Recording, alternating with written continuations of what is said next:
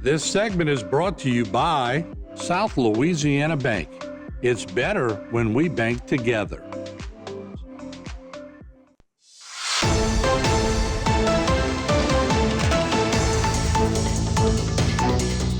Hello and welcome to this edition of Bayou Time. I'm your host, Keith Weisheit, licensed clinical social worker with Terrebonne Home Care. Very glad you're joining us. However you may be joining us, we appreciate it very, very much. Anytime we need any information from Lafourche Parish, we turn our attention to Captain Brendan Mathern. Captain, thanks again for joining us.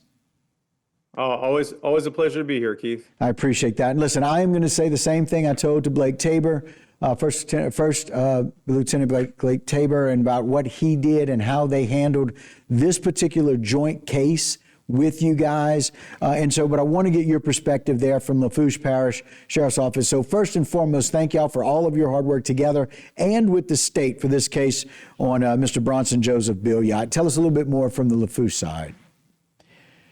Yeah, well, this case started for us with the coordination with the LBI, not the FBI, but the LBI, Louisiana Bureau of Investigation, through the Louisiana Attorney General's office, who we work regularly with, unfortunately, due to circumstances such as these. And we were already we were working with them to investigate a series of events here in Lafourche Parish. Ultimately, as you said, Bronson Billiot was charged by the state, the Louisiana Attorney General's office, with 4 counts of possession of child pornography, and he was booked into our correctional complex. He's there with a bond of $450,000. But while that investigation was going on, we also learned of a victim that had been potentially suffering sexual abuse, allegedly at the hands of Bronson, around the age of 7 years old. That's when it stopped. So we are continuing that investigation. We do not have charges yet in that case, but charges are forthcoming. Meanwhile, while all that's going on, obviously, Terrebonne has victims on their side. They have allegations on their side as well. And so we all just kind of pooled all of our resources together on this case. So Billiot remains at the correctional complex, like I said, with his bond set at $450,000. Even if he's somehow able to make that, he would simply be transferred to Terrebonne, where his bond's at $400,000. But I think before that would happen, we would see additional charges be brought against Billiot for the cases that we're working in Lafourche Parish. In fact, in both Lafourche and Terrebonne, and even at the state level, there's the potential for additional charges, and that is typical in a case like this, Keith. When we, again, working with the state, seized a lot of evidence from those search warrants involved in those cases. So many times when you uncover a little bit, it's just the tip of the iceberg. So we've seen it where dozens, if not hundreds, of additional charges pile on to the initial. We do not know what to expect in this case, and we're not going to say what is or isn't forthcoming. We don't know what charges specifically we may have in the future, but we do expect additional charges to come through at one or multiple jurisdictions. Well, we applaud your efforts and thank y'all so much for working so well together. Let's talk a little bit about this armed robbery case involving Mr. Carter and Mr. Fletcher.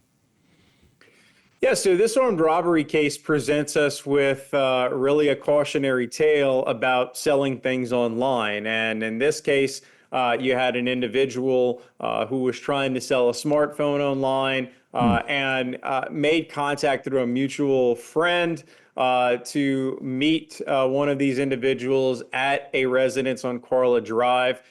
He gets there and he is greeted by 2 individuals who we've later identified and arrested. And you see them here, 19-year-old Tyrone Carter Jr. and 18-year-old Chance Fletcher, of course, both of Thibodaux.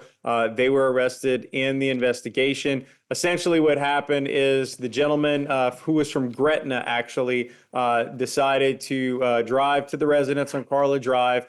And when he arrived there, both of these men, Carter and Fletcher, approached him, started having a conversation about the smartphone that was for sale. Eventually, one of them pulls out a gun. grabs the phone. The other one grabs a duffel bag from the back seat, and they eventually leave. Detectives began their investigation, identified them as the suspects, and obtained warrants for their arrests. Again, Carter and Fletcher, both charged with armed robbery. In the course of this, though, they found Carter at his residence, and as he saw the detectives approaching, he ran from the detectives and was found hiding behind the residence. But they also found a loaded handgun nearby as he was apparently trying to hide from the officers. So later, again, searching the residence, they found body armor, several smartphones, and even ammunition. So he was booked. We later booked Fletcher as well. Again, Carter was charged armed robbery with use of a firearm, unlawful use of body armor, and obstruction of justice.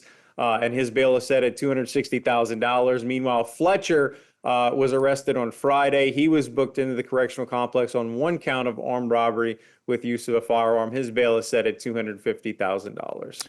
Well, we appreciate very much all of the work and effort. Certainly how you coordinate with other jurisdictions and how well y'all do that. I brag all the time. I don't know if there's two organizations like Lafourche and Terrebonne and how well they work together. Very thankful for that. But thankful for getting these guys off the street too, and all the hard work that y'all do. Captain Brennan, we appreciate it. Thank you, Keith. Thank you. All right, guys, and that'll do it for this particular segment. But don't go anywhere. I got a whole lot more right here on Bayou Time. This segment was brought to you by South Louisiana Bank. It's better when we bank together.